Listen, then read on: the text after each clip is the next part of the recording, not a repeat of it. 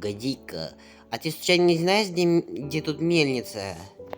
Да, знаю, вот прям за той горой вроде, или за этим холмом, я уже не помню. Нет, я не знаю, где мельница. Ну как так-то? Дождь пошел. Кстати, по направлению к ветру иди, обычно там... Короче, по направлению ветра пойдешь. Какому направлению ветра? Хоть как я вообще узнаю, как это? Короче, я не знаю, что на свидание. Ну все.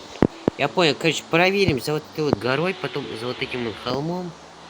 И попробуем найти мельницу, как написано в записке. Возможно, там мне помогут найти этого ученого.